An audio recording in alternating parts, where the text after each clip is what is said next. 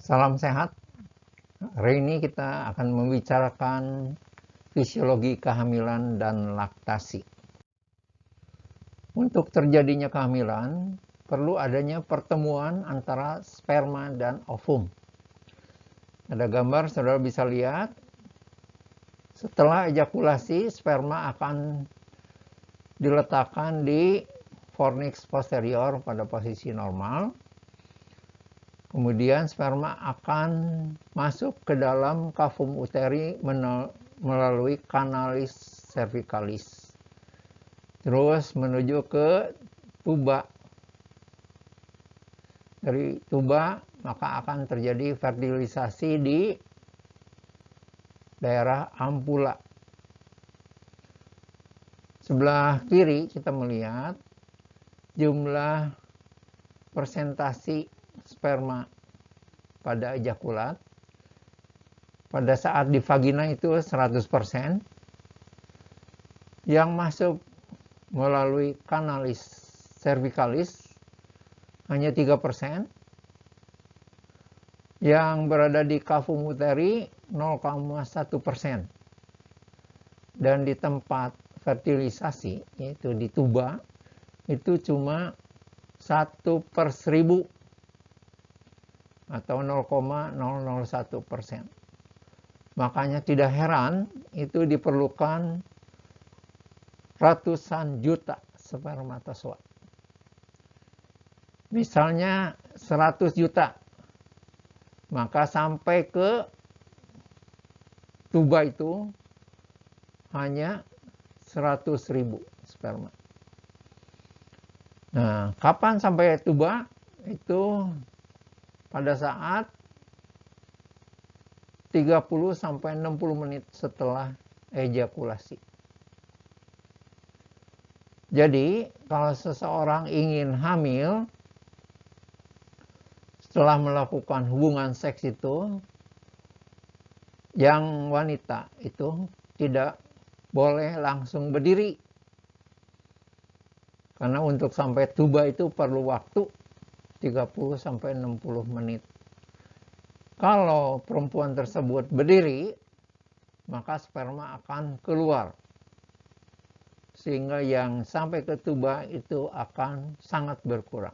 Maka kemungkinan untuk terjadinya kehamilan itu menjadi kecil.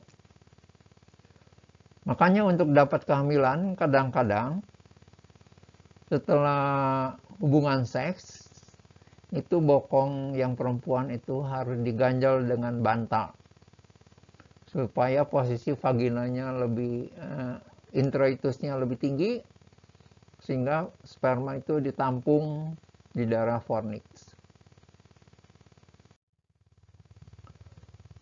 Tadi udah disebut ya, kalau terjadi fertilisasi ovum oleh sperma yang biasanya terjadi pada ampula atau bagian tengah tuba, itu maka terjadilah yang disebut kehamilan. Nah, ovum yang telah difertilisasi itu akan berubah menjadi morula. Itu kurang lebih 100 sel ya. Dan berada dalam tuba itu 3-4 hari. Nah, morula terus berkembang menjadi blastokis, yaitu gumpalan sel yang ada rongga di dalamnya. Blastokis ini akan masuk ke dalam cavum uteri dan berada 2-5 hari di cavum uteri. Pada saat terjadi implantasi, biasanya pada dinding posterior dari uteri, maka tempat di mana terjadi implantasi akan terbentuk plasenta. Karena trofoblast itu akan menginvasi endometrium, dan trofoblast yang paling luar itu akan berubah menjadi syncytiotrofoblast yang batas selnya kurang jelas, yang akan melakukan invasi ke dalam endometrium. Sambil mencerna sel desi 2 sebagai bahan nutrisi untuk blastokis yang berkembang tadi. Ini adalah gambar tentang penetrasi spermatozoa ke dalam sel ovum. Kenapa dibutuhkan banyak sekali spermatozoa? Karena ovum itu dikelilingi oleh sel granulosa yang membentuk corona radiata. Dan sel-sel ini harus dihancurkan dulu, yaitu oleh spermatozoa yang sampai dahulu, ya, yang akan menghancurkan sel granulosa dengan enzim proteolitik yang ada dalam akrosom sperma. Dan yang terakhir, satu spermatozoa yang akan berhasil masuk ke dalam sitoplasma sel telur. Dan zona pellucida, ini yang kuning, ya, akan ngesil sehingga tidak bisa ditembus oleh spermatozoa yang lain.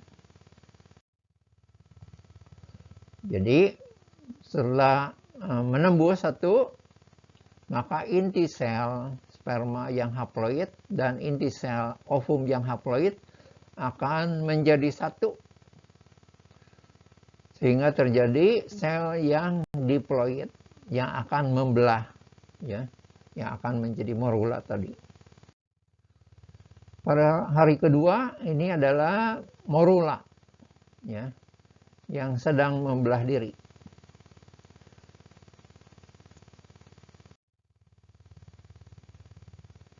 Jadi fertilisasi terjadi di sekitar ampula.